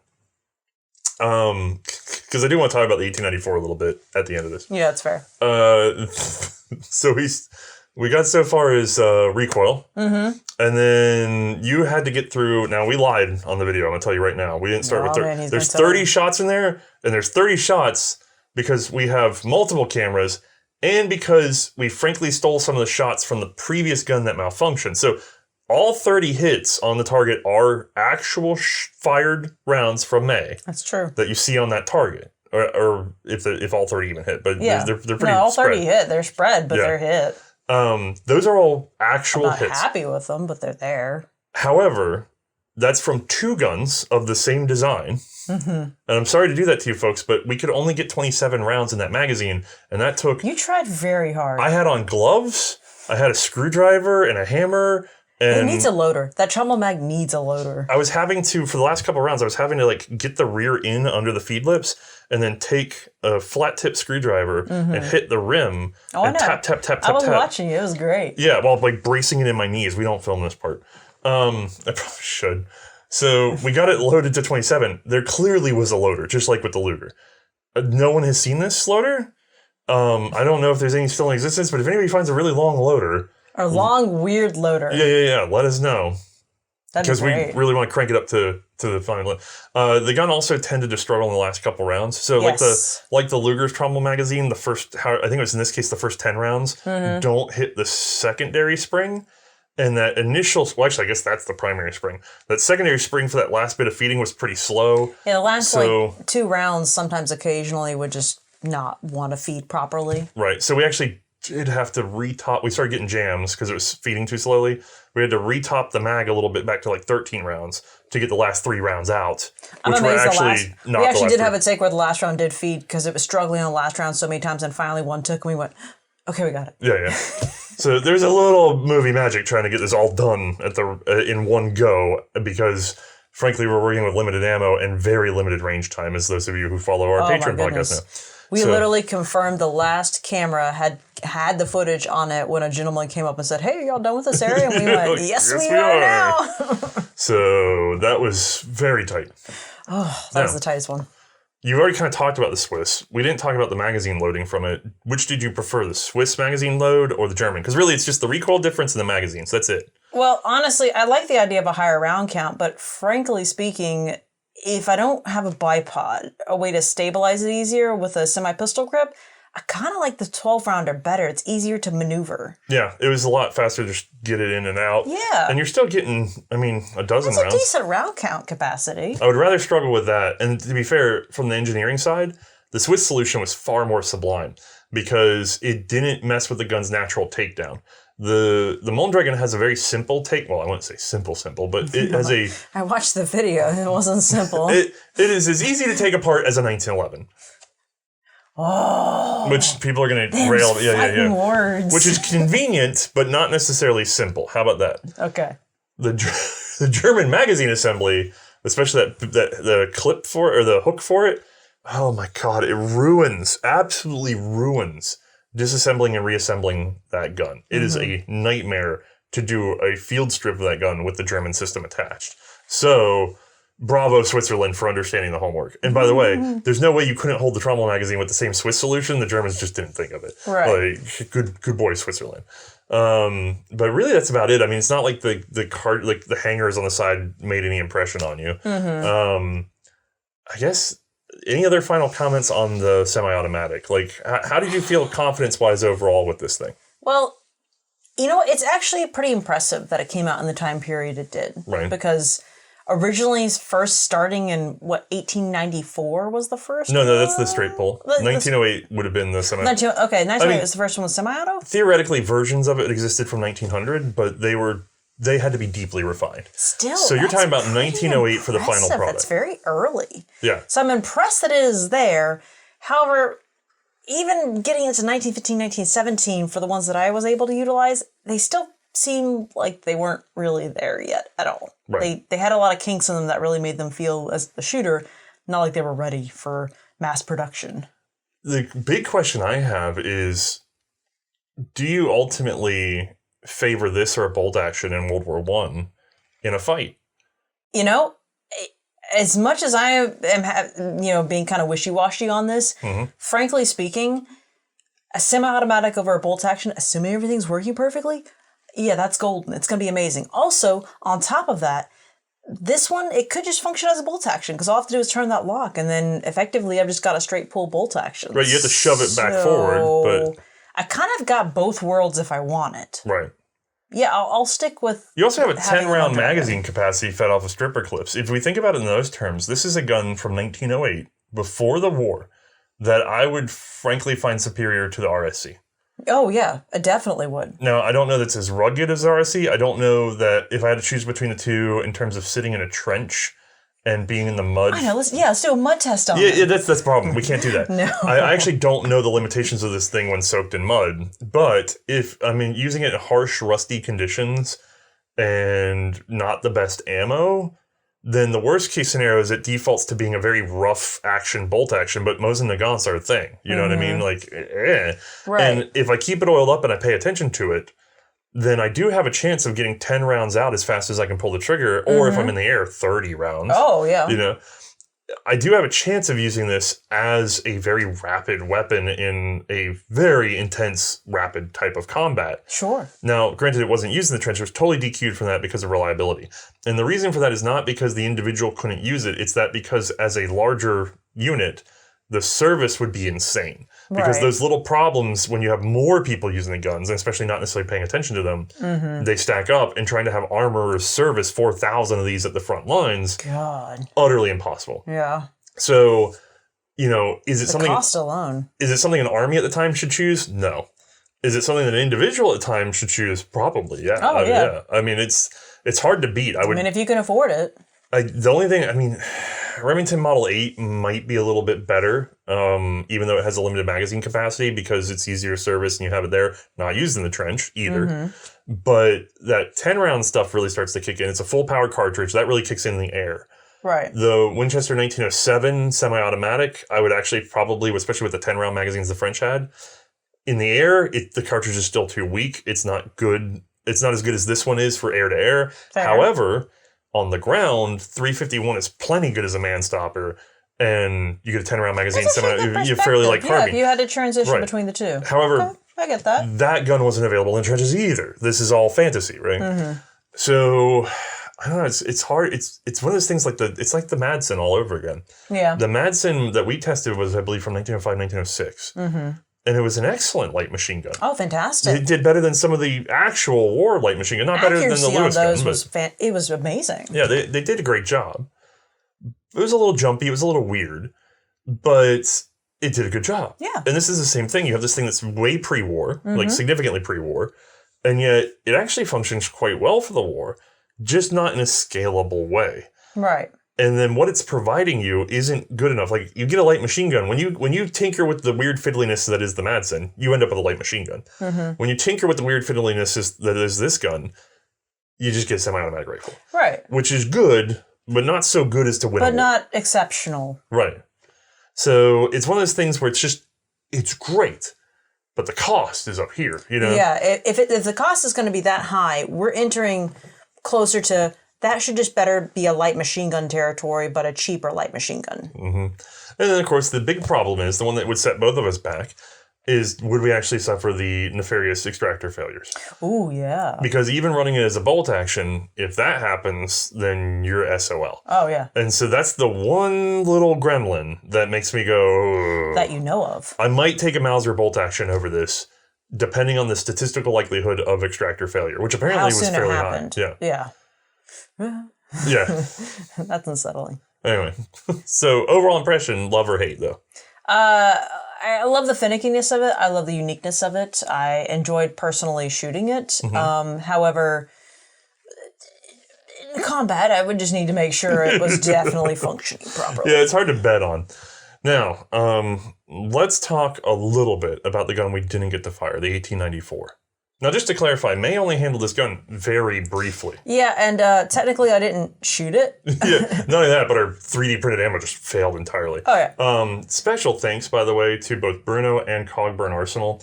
Cogburn Arsenal especially tried to get us cartridges that were stronger overnight, And unfortunately, they arrived too late for the filming, not because of their fault, but because, frankly, the mail was terrible. Right. So I really appreciate it, though, because when you get an 11th hour call from me going, hey, I found the dimensions for this exotic cartridge. Bruno stayed up all night making sure we had several rounds for that. He was a trooper on that one. They were great for the tabletop demo, obliterated. I think Cogburn's might have been stronger, I'm not sure.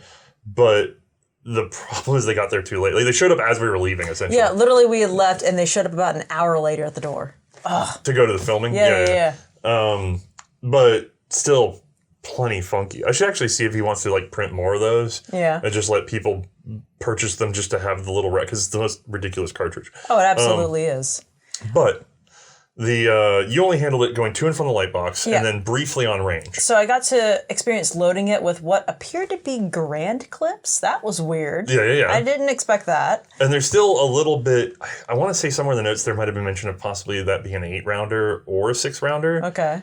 And then we only have one clip. So based on our one clip, we figured out that we could get 2 positions. And I really assume that it might have a magazine cutoff feature because of how well everything fit and worked together that way. Mm-hmm. Again, this is not in the literature, but there's not a lot in the literature. Right. So there's some assumptions here. But was the magazine cutoff on that one supposedly that you could click it down twice? Yeah. Okay, actually, let's do a little test. Because I had to sit there for May. We're on range. And she's so focused on the 1908, trying to get that right. And I said, okay, now we're going for the bonus footage. Here's how you're going to run this gun. Mm-hmm. Can you remember any of what I told you as to how to run the 1894? Because I remember you telling me to click the magazine down twice, obviously, because you went, that's going to allow us to single feed this. Let's do this together. Open action. Yeah. Put the magazine in once, click. Yeah, and then the second time click. And that seats it low enough that it's not going to get picked up and I can single round feed it. So then you drop one in and you fed it. Yeah. Okay. And then, I mean, obviously, fire, and then extract, and then... Already wrong. Oh, wait, no, yeah, fire, and then I'm supposed to hit the button. Right, so you would have to extract. To get this right, if we assume this is working the way it's working. Yeah, that's right, you have to hit the button and then extract. You would have had to fire it. It would just pop everything extract. out. Yeah. Then hit your clip release button. Yeah. Which would jank it up to the next position. Which is against the bottom of the bolt. It needs the bottom of the bolt to stop it from going too far. Right. Otherwise, it will just expel it from the gun as soon as you open. A radical assumption on observable evidence. I could be proven wrong, but this is how we managed to get it to function. This is a bit of a mystery gun. So if I change this in a couple of years, I'm very sorry.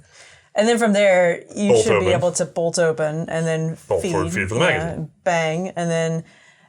So we had 6 rounds, I think, in that gun? Yeah. And then you told me at some point I have to flip the lever in order to actually do the repeat. No, we want to show the safety position. Yeah. So you'd have to flip the lever back for safe. Pull the trigger, no bang. Yeah. Then you'd have to flip it forward. Right. Pull the trigger, bang. Extract that, bolt forward. Except no, you can't do that. No, you can't do that. You're supposed to do flip it again in order to... The orders for May was then to... God, can you imagine trying to remember all this while filming? It was, okay, May, flip it to fire one, then flip it to repeat. Repeat, yeah. Because... On repeat, it should just basically fire every time you bolt forward. Right, so if you were... no trigger. You're just doing this. And this is real for this gun. This is actually real about the gun. If you chamber around and you go to put it on, let's say, safe or repeat, like let's say you want to put on safe and you just forget which direction, boom. You put on repeat, it's just going to fire. Yeah, if you go on repeat... It's going to drop that firing pin.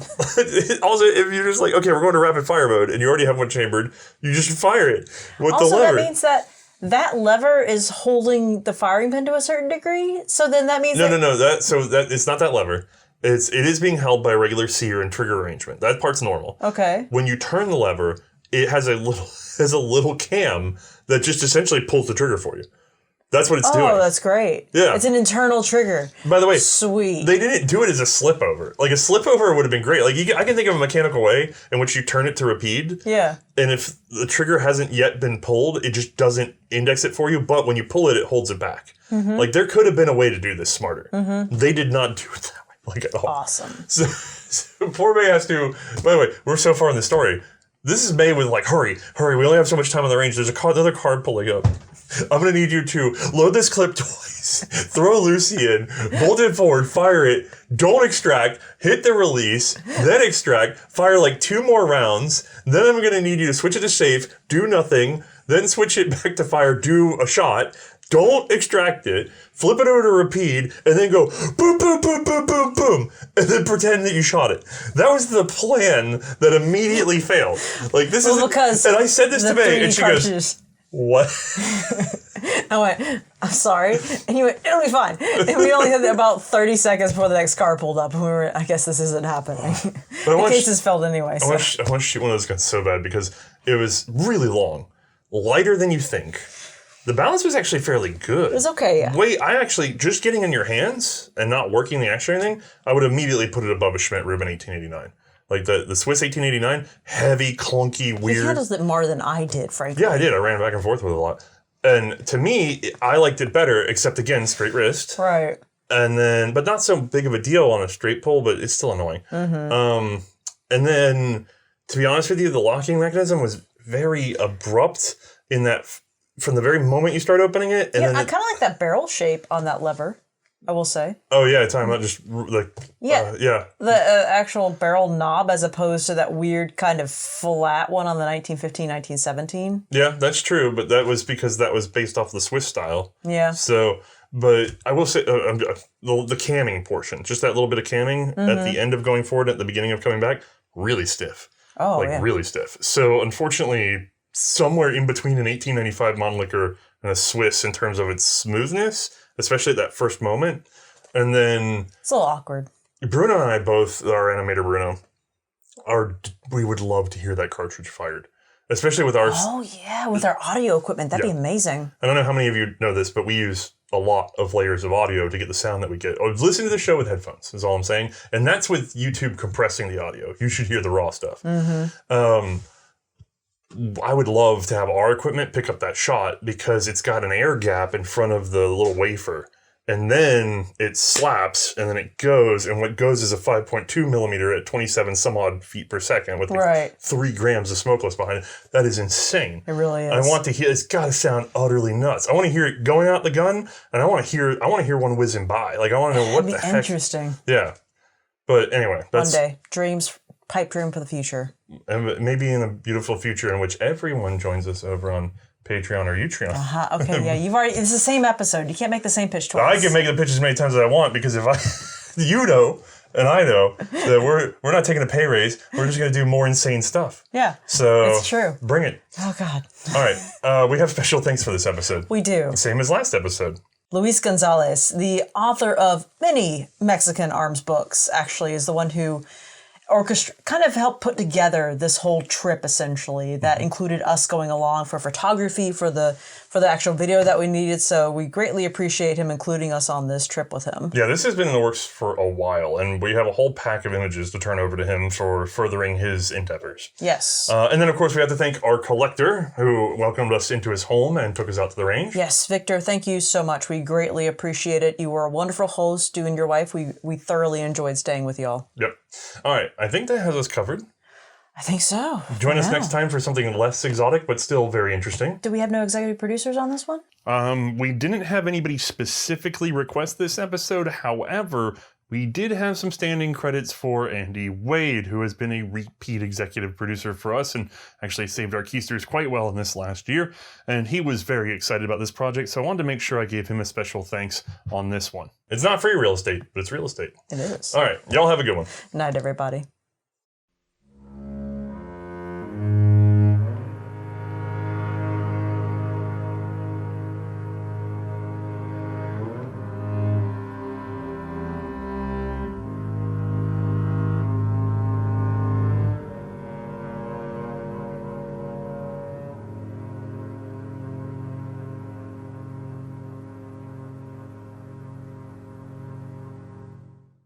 You guys might have just watched that Mondragon episode and you're all fresh on it, but I wrote that 2 months ago. Wrote it and wrote it and wrote it and wrote it. To be honest with you, the Mondragon 1894 is my least favorite episode we have ever done in this show. And not because of any person doing something wrong or anything like that. Or any lack of a shooting segment even.